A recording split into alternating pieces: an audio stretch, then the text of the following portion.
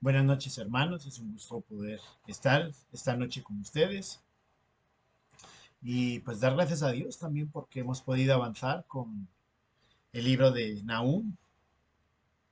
Ya va quedando menos profetas.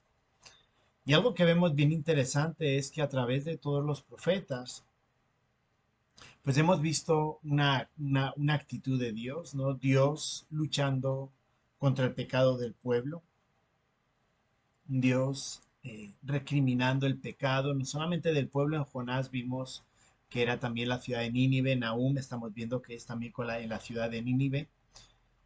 Y no solamente es una recriminación, sino también es unas palabras de ánimo, que en medio de esa búsqueda, en medio de esa falta de búsqueda de Dios, pues ellos lo hagan y busquen vivir según la santidad de Dios.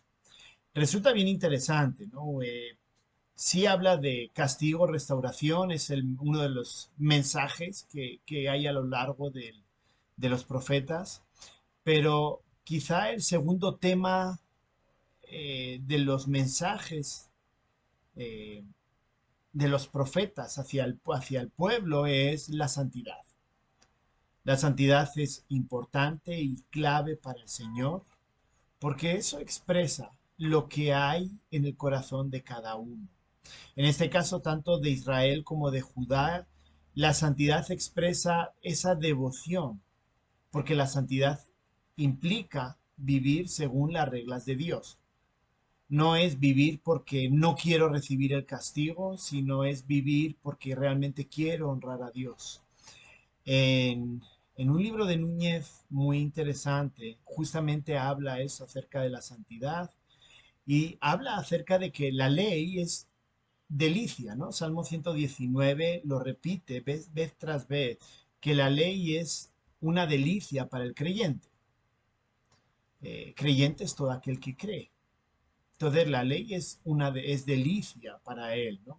Entonces, claro, él está esperando que para nosotros vivir esa santidad sea una expresión agradable de querer diferenciarnos y de querer parecernos a Dios y no al mundo.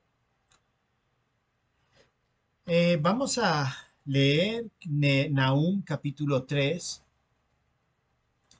y luego vamos a orar y vamos a comenzar pues el último capítulo del libro de Nahum.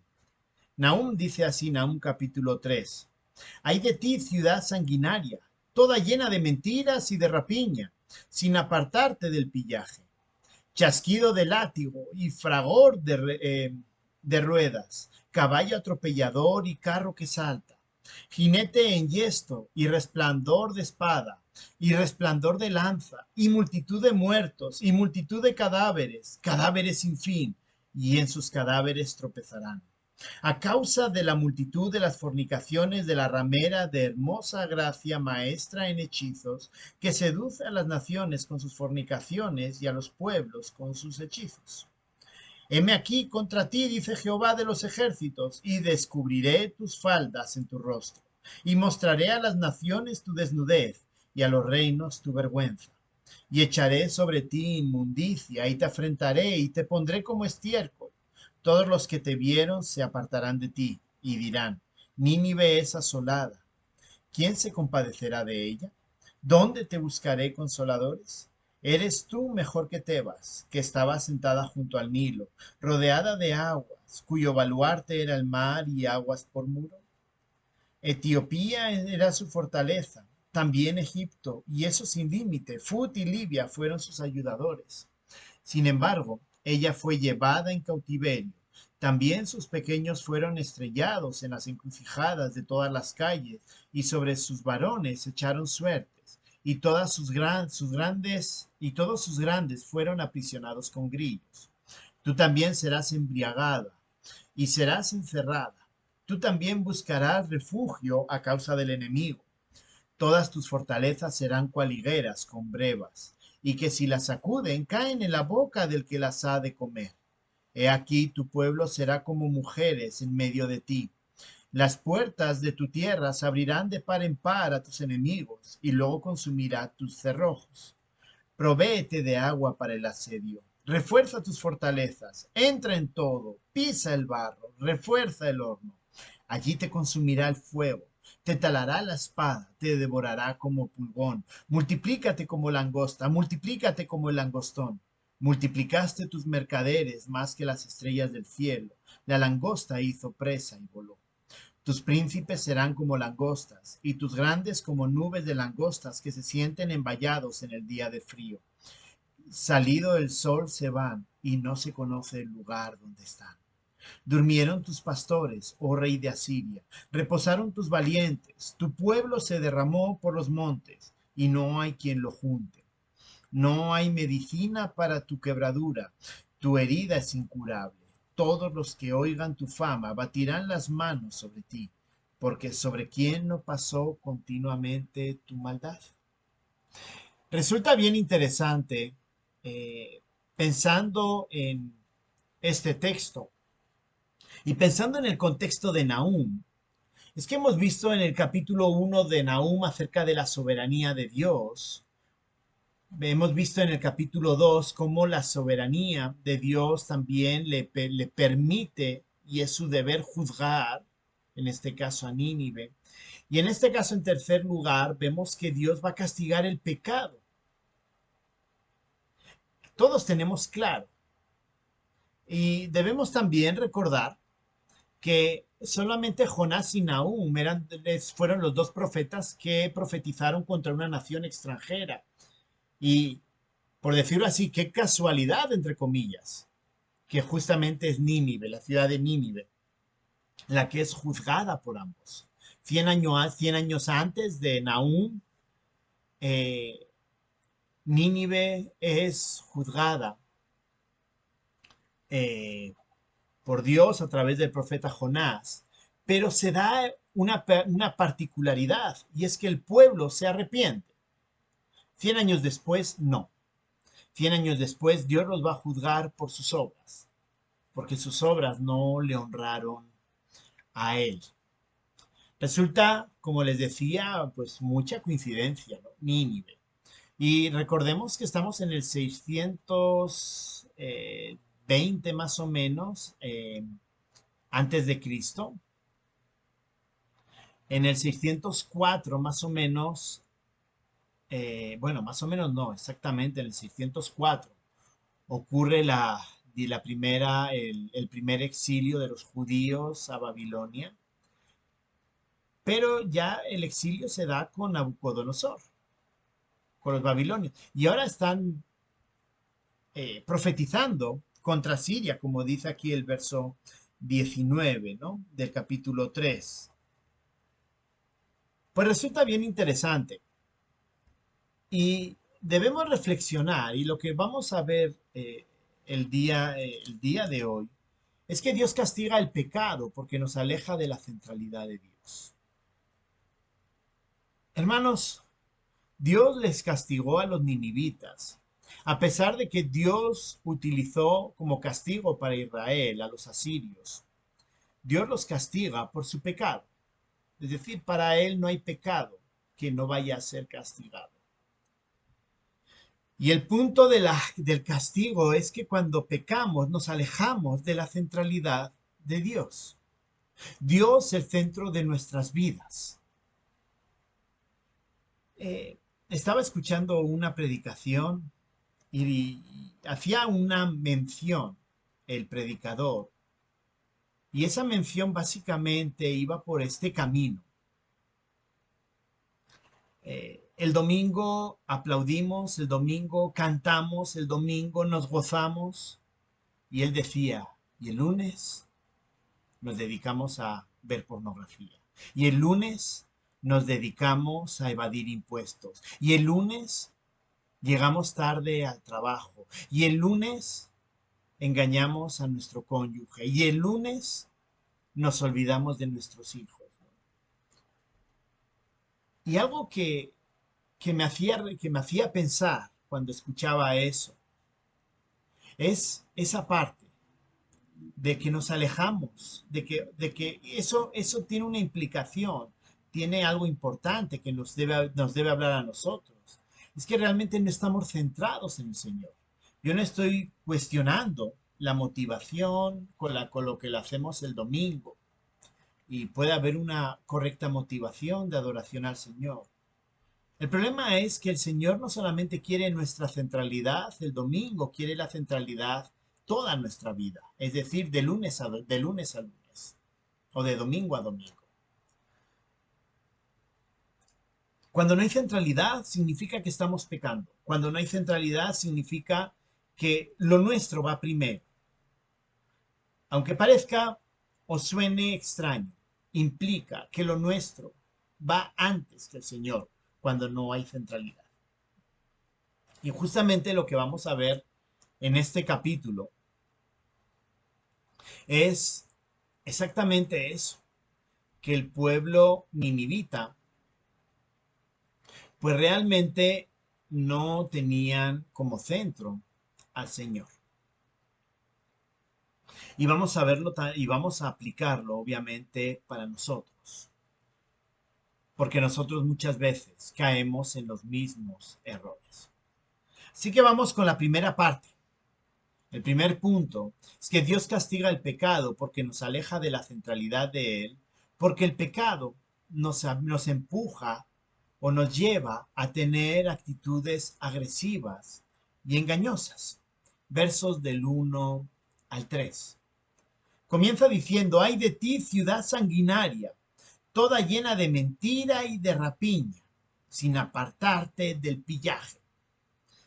Chasquido de látigo y fragor de ruedas, caballo atropellador y carro que salta, jinete en yesto y resplandor de espada, y resplandor de lanza, y multitud de muertos, y multitud de cadáveres, cadáveres sin fin, y en sus cadáveres tropezarán.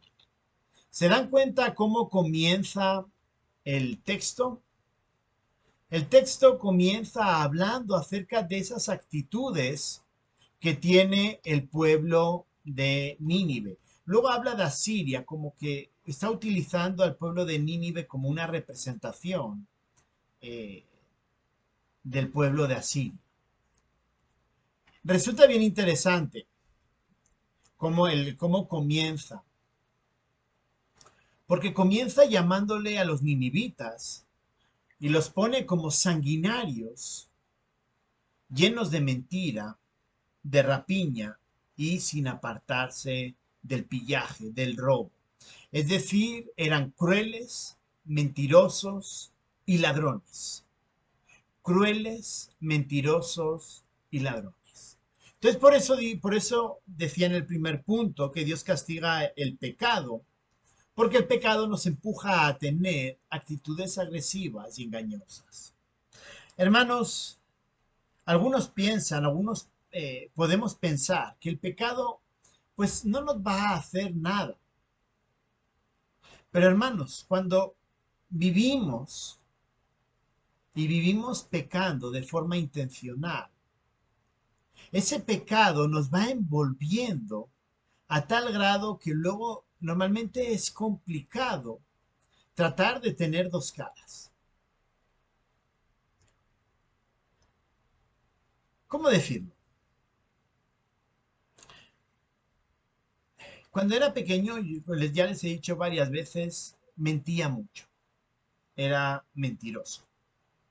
Y una de los problemas de la mentira es que me obligaba a inventarme nuevas mentiras.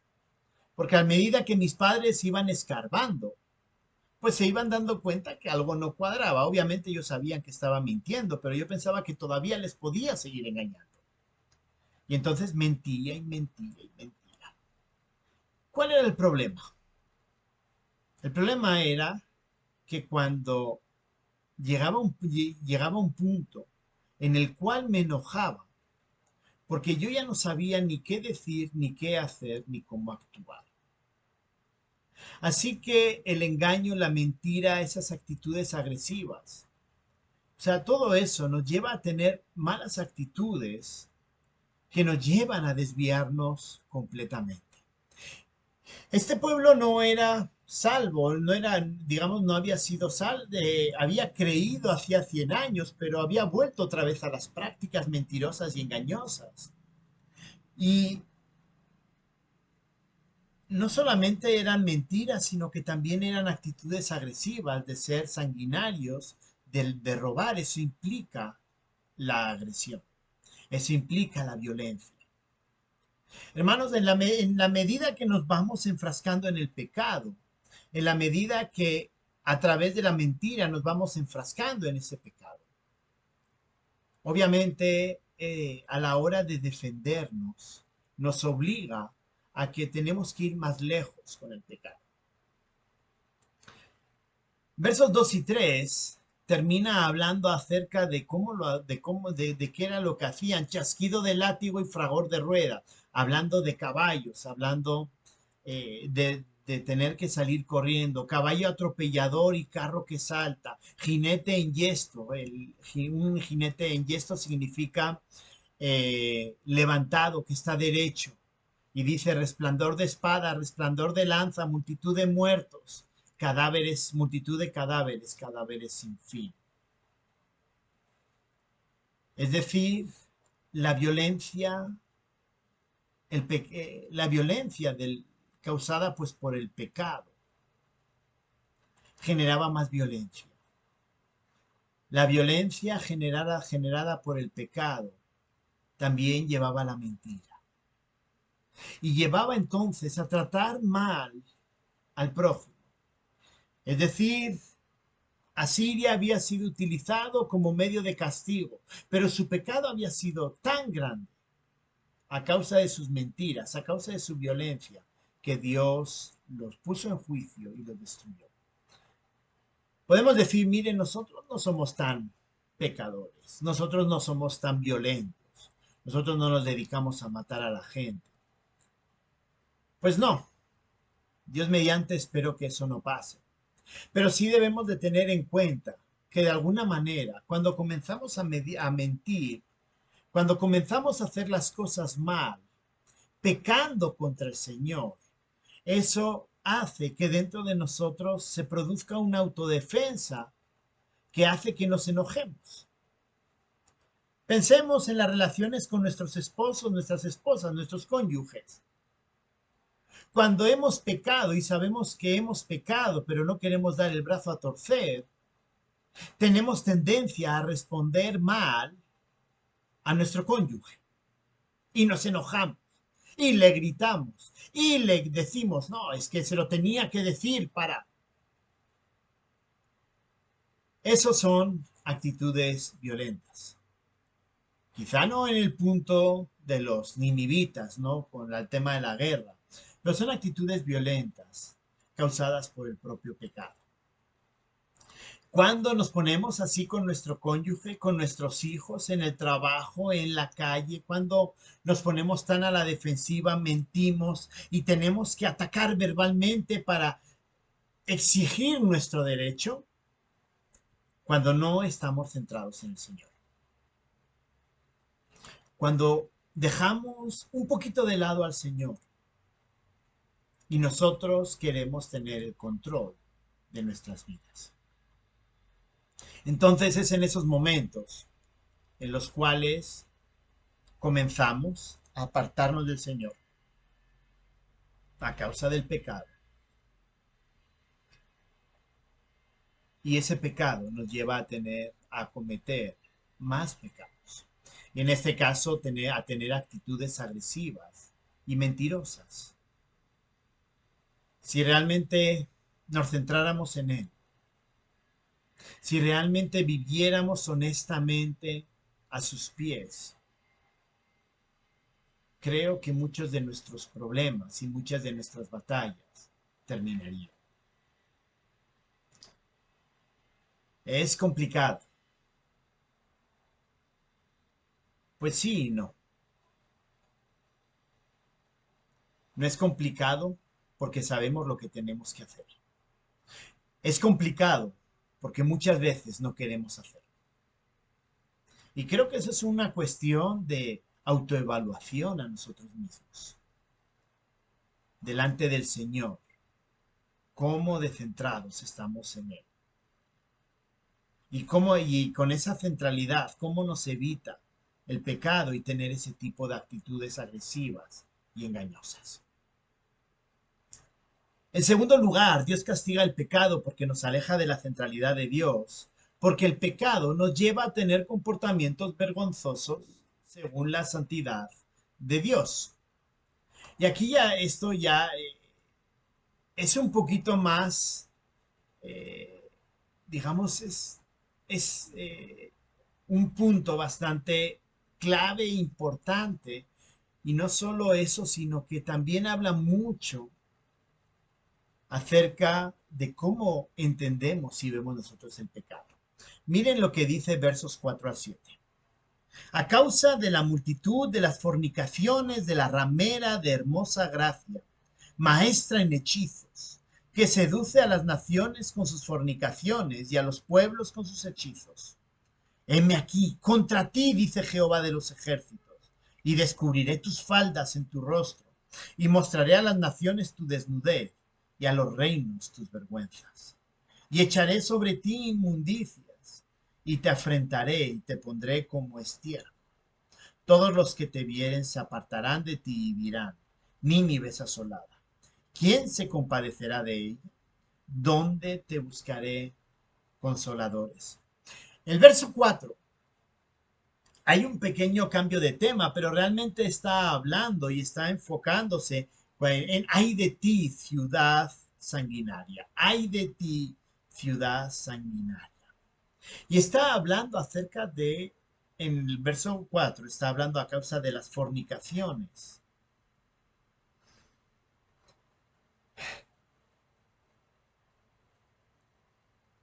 Las fornicaciones, ¿con qué? Puede, podemos pensar en el ámbito sexual, pero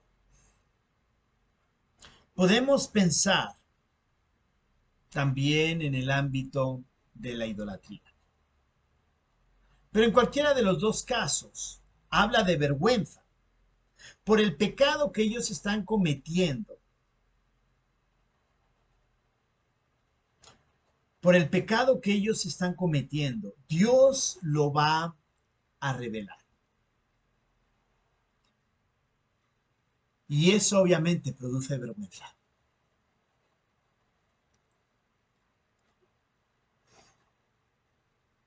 Muchas veces tenemos nosotros pecados dentro de nosotros que solamente nosotros conocemos, que ni siquiera nuestro cónyuge lo sabe.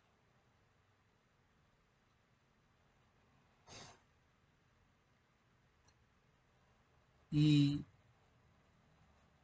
la pregunta que muchas veces nos podemos hacer es, ¿qué pensaría mi cónyuge? ¿Qué pensaría el hermano? ¿Qué pensarían mis hijos si supieran estos pecados? Y cuando lo pensamos, nos entristecemos, porque realmente entendemos que si eso se revelara, pues sería algo vergonzoso. Todos sabemos y estamos al tanto, ¿no?, de los problemas que están saliendo con la cuestión de la sexualidad, de la promiscuidad sexual entre los ministros. Y es algo que debemos de tener cuidado, no solamente los ministros, no solamente los que estamos sirviendo al Señor, sino todos. Porque es algo que es muy fácil de caer. Y ojo, y no solamente es una cuestión de ser infiel con tu cónyuge, también tiene una cuestión de pensamientos, tiene una cuestión de actitudes, etc. La pregunta que yo me hago es de aquellos que a los que les han descubierto ese tipo de cosas, ¿cómo se sentirán de avergonzados? Quizá hayan enseñado acerca de la pureza en el matrimonio. pero ellos son descubiertos por haber sido infieles o por haber sido abusadores. Y eso, pues obviamente trae vergüenza. Eso trae vergüenza. El pecado, cuando vivimos alejados de la centralidad del Señor, ese tipo de comportamientos trae vergüenza. Vergüenza descubierta o no. Si lo descubren, nos realmente nos avergonzamos de eso completamente y caemos en descrédito. Pero incluso cuando no se ha descubierto, nuestro temor es, ¿qué pasaría si lo descubriera? Hermanos, Dios va a juzgar al pueblo de Nínive, a la ciudad de Nínive, por esos comportamientos. Dios va a revelar esos comportamientos vergonzosos, esa promiscuidad, esas fornicaciones, el haber andado con uno con otro. Dios lo va a desvelar y eso va a hacer que a nivel del resto de las naciones ellos vayan a tener esa vergüenza. Y nos causa vergüenza, hermanos, porque somos conscientes, porque el Espíritu Santo nos hace entender que eso atenta contra la santidad de Dios. Dios va a juzgar a Nínive y va a revelar esas vergüenzas. Hermanos, la mejor forma de no tener esas vergüenzas es viviendo en santidad, viviendo centrado en Él. Cuando nosotros vivimos centrado en Él, podemos tener la tranquilidad de que no hay nada que nos vaya a afectar. No hay nada. No hay nada que va a hacer que nos avergoncemos un día por algo que descubrió. Y eso es importante. Creo que debemos de tener esa sensibilidad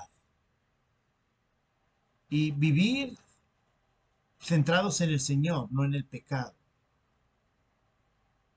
Pues para que podamos vivir mostrando con dignidad que somos hijos de Dios.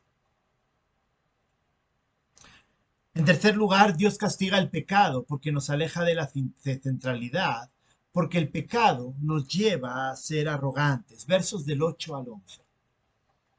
Continúa, ¿eres tú mejor que Tebas, que estaba asentada junto al Nilo, rodeada de agua, cuyo baluarte era el mar y aguas por muro?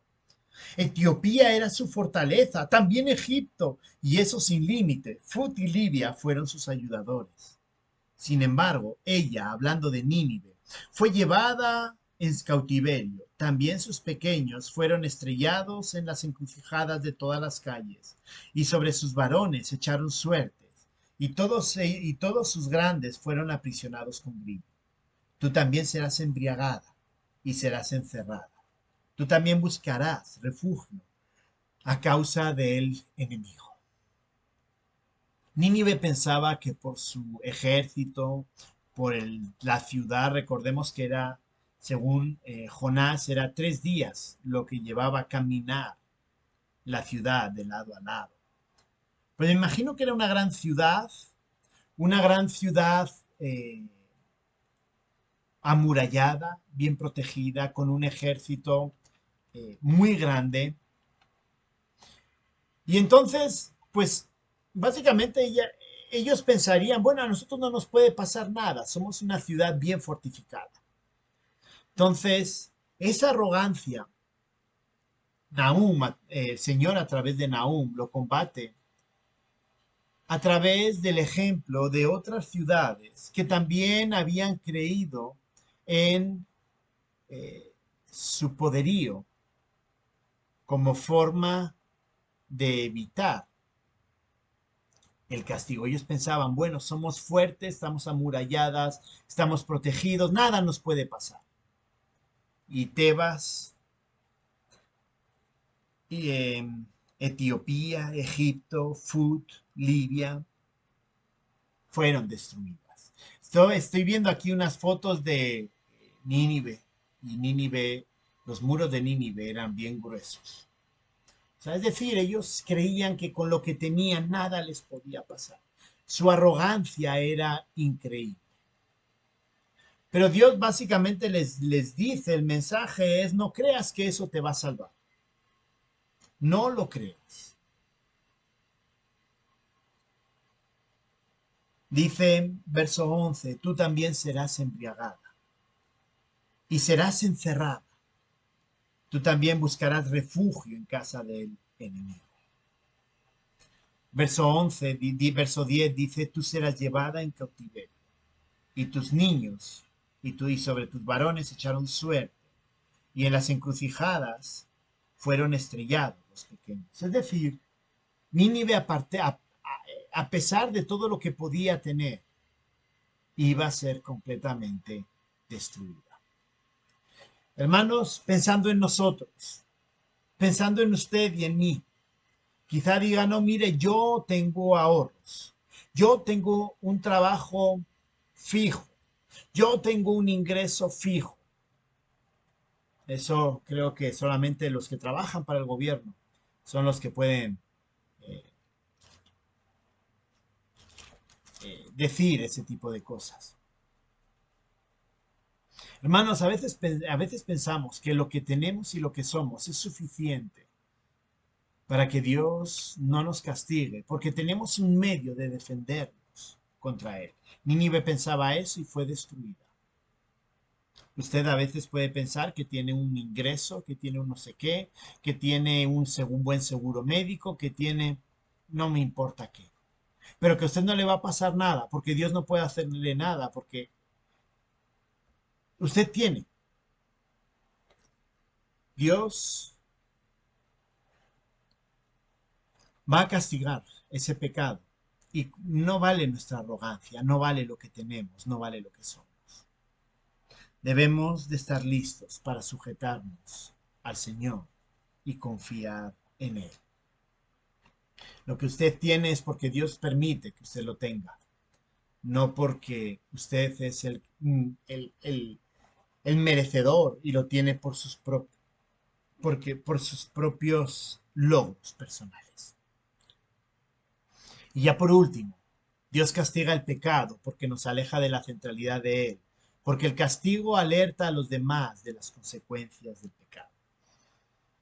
Vamos a ver que a veces Dios utiliza el castigo de alguien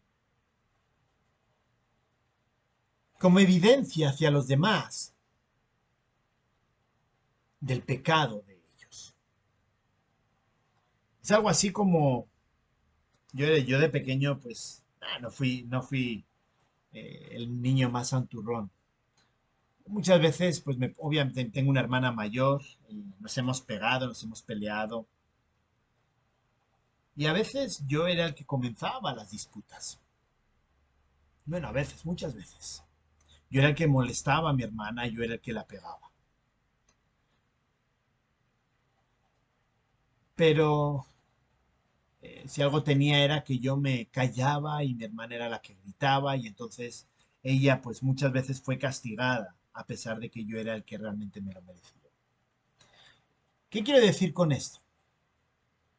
Es que para mí muchas veces ver cómo castigaban a mi hermana me servía de recordatorio de lo que no debía de hacer. Y Dios va a utilizar a Nínive como un medio para el resto de las naciones, para que ellos conozcan la santidad de Dios y sepan lo que no deben hacer y lo que sí deben hacer. Es decir, deberían de buscar la centralidad, la centralidad de Dios en sus vidas. Hermanos, muchas veces los pecados son desvelados, muchas veces hay problemas, muchas veces hay situaciones que no nos gustaría que se dieran. Pero a veces esas situaciones y esos pecados que salen a luz pública nos sirve a todos nosotros como un recordatorio de cuál es la santidad de Dios y de lo que no debemos de hacer. Versos del 12 al 19 termina así, ¿no? Todas sus fortalezas serán cual higueras con brevas, que si las sacudes caen en la boca del que les ha de comer.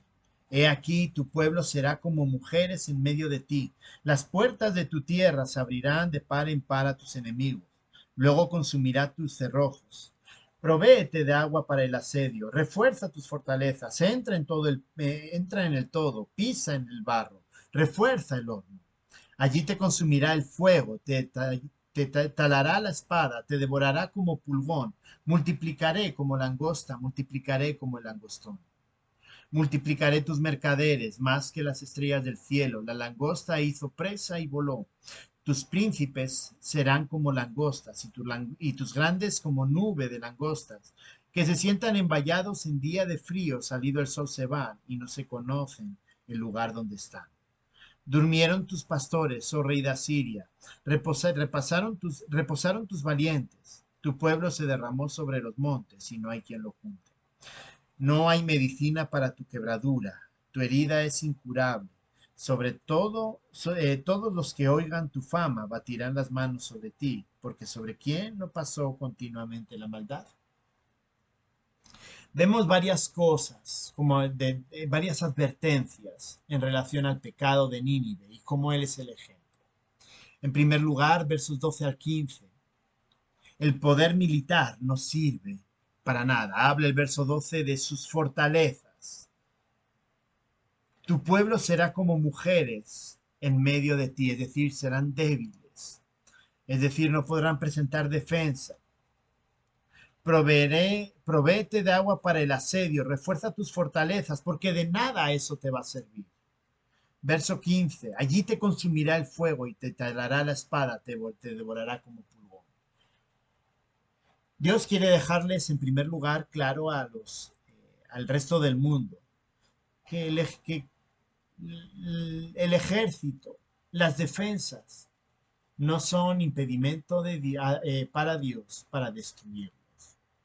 En segundo lugar, quiere advertirles acerca de la avaricia de los comerciantes. Multiplicaré tus mercaderes, tus príncipes serán como langostas, es decir, esos mercaderes van a ser un mal ejemplo y entonces Dios los va a castigar y eso va a ser un ejemplo. Y el verso 18, hablando acerca de la holgazanería de los líderes. Durmieron tus pastores, oh rey de Asiria, reposaron tus valientes. Es decir, no estaban allá para dirigir. Dios, contra Dios no hay nada. Al que va a castigar, lo castiga. Y ese castigo es de ejemplo para todos nosotros. La forma en que Dios nos llama la atención personalmente, muchas veces es a través de otros hermanos o de otras personas. Y eso nos ayuda a recordar que eso que le está pasando a él nos puede pasar igualmente a nosotros. Hermanos, creo que este es un llamado muy importante con respecto al pecado. Dios va a castigar el pecado. Y hermanos, el pecado nos lleva a tener malas actitudes, justamente porque el pecado nos aleja de la centralidad de Dios. ¿Qué es lo que realmente este pasaje nos quiere enseñar? Es que Dios lo castiga, pero si lo queremos ver de forma positiva, es que Dios nos invita a vivir centrados en Él. Deja de lado y deja de vivir pensando que tú puedes engañar. El pecado te va a llevar a tener actitudes agresivas, a mentiras, a que luego tengas por esas circunstancias pases vergüenza, a que seamos arrogantes. Eso nos lleva al pecado. Y lo que aquí nos está invitando a nosotros es a que el Señor sea central en nuestras vidas. Hermanos, yo solo me puedo preocupar por mi santidad. Yo solo me puedo preocupar por mi centralidad. Yo, en el caso de mis hijos, yo puedo animarlos a que busquen y que el Señor sea el centro de sus vidas. Pero cada uno de nosotros es el que toma la decisión de quién es el centro. ¿Es el Señor o no? No tratemos de engañar. Sí, el Señor es el centro, pero luego vivimos alejados de Él. No nos engañemos. Y en vez de engañarnos, esforcémonos para que Dios sea el centro de nuestras vidas. Oremos. Gracias, bendito Señor, por esta noche. Y te ruego que tú nos ayudes a que tú seas el centro de nuestras vidas. Ayúdanos, Señor, porque sabemos que el pecado trae consecuencias, trae castigo.